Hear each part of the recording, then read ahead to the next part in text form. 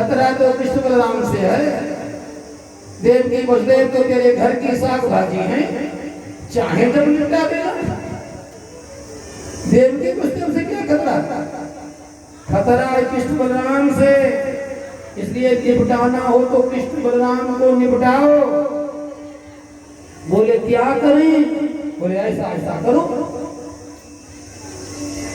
नारद जी चले गए, कंस ने अक्रूर को बुलाया।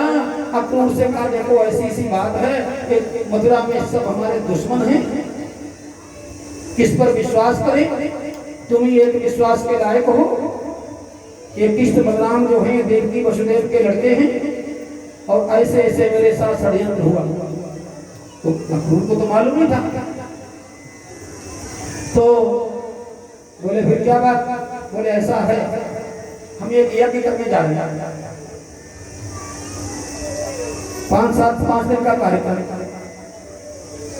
तुम जाओ, सारे हमारा रथ लेकर के जाओ और सबको निमंत्रण देना, किसी को बताना नहीं हो। कृष्ण बलराम को बड़े आदर के साथ कहना आपके मामा जी आपको देखना चाहते हैं, मामा जी आपको बहुत याद करते हैं।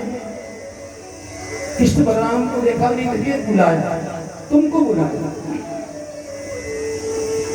रथ लेकर के जाओ, रथ में बैठा के लाओ। अक्रूर ने कहा महाराज ये राय किसने दी? बोले क्यों?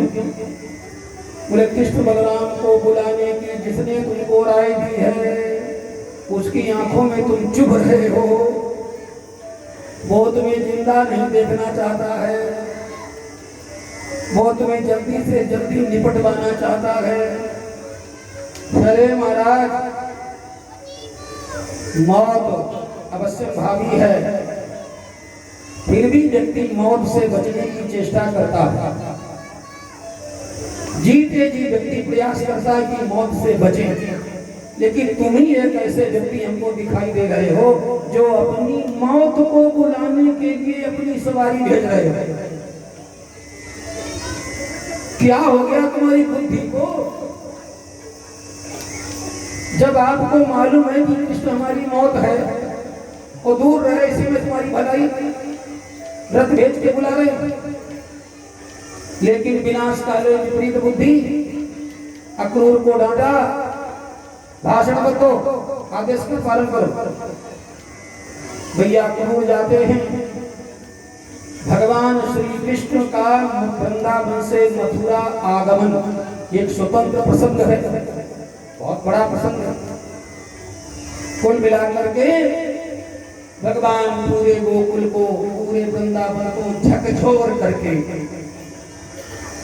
जैसे कि बसंत ऋतु हो, खिली हुई मुस्कुराती हुई अचानक पतझड़ छा जाए। वृंदावन से कृष्ण जब मथुरा में आए, सारा वृंदावन हिल गया, खत्म हो गया। आए मथुरा में, कुछ दिन पहले भी भगवान ने मथुरा में सैर की, शरीरेंद्रिय को स्वस्थ किया। पहले तो कपड़े, वो रजक जो था कपड़े मांगे, वो उल्टी सीधी भाषा बोलता है, तो भगवान ने उसको ठीक किया, वस्त्र सीने। कुब्जा को स्वस्थ किया, टेढ़ी थी, त्रिवक्रा थी, जन्म से पोलियो था, बेचारी बेचारी सब कहते थे। भगवान ने पीछे से कहा, हे बरोरू, अरे सुंदरी, ये शब्द पहली बार सुना। कुब्जा के कानों ने सुंदरी शब्द पहली बार सुना। पीछे मुड़ के देखा, ये कौन है जो मुझे सुंदरी कहता है? भगवान कृष्ण। भगवान को उसने चंदन लगाया, भगवान ने उसको सीधा कर दिया। बहुत से कार्य किए। दूसरे दिन भगवान सभा में जाते हैं, तो बोले आप हाथी का वध करते हैं। और सभा में जब प्रवेश किए तो सभा में जितने लोग बैठे थे, जिस प्रकार के चश्मे लगाए करके बैठे थे उसी प्रकार से भगवान दिखाई दिए। मल्लानाम असनिर निराम नरवरा स्त्रीनाम स्मरो मूर्तिमान गोपानाम स्वजनो सताम सविभुजाम शास्ता सवित्रोषिषो मृत्युरभोजपते विराड विदुषाम तत्त्वं परम योगिनाम वृष्णीनाम परदेवते दिग्दितोरंगम कथा सागर। जाके रही भावना जैसी प्रभु मूर्ति देखी दिन। इसी आज भी वही बात है, जिसकी जैसी भावना वो उसी प्रकार से देखता है। भगवान ने सभा में प्रवेश किया, चाणू मुष्टिक सर तोसल कूट दोनों भाइयों ने इनको निपटाया। उसके बाद कंस सिंहासन पर खड़ा होकर के बकवास कर रहा था।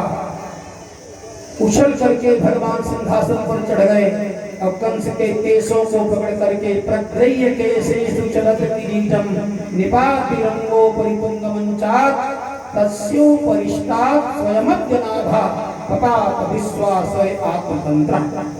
कंस के केशों को पकड़ करके झकझोर डाला, जैसे कोई बाघ भीड़ को झकझोर डाले, और मंच से नीचे गिराया। विश्व के भार को लेकर के भगवान कंस की छाती पर कूद पड़े।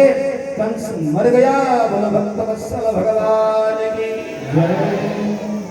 कंस मद बिहारी भगवान की जय। कंस मर गया। फिर कंस का संस्कार किया।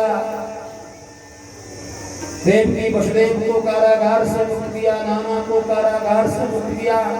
अब संस्कारों के लिए इधर भगवान तो कारागार में घूम रहे थे, माता पिता नाना को मुक्त कर रहे थे। इधर बलराम जी ने बहुत बड़ी कोई तोप गाड़ी तैयार की। तोप गाड़ी में न संस्कार होता।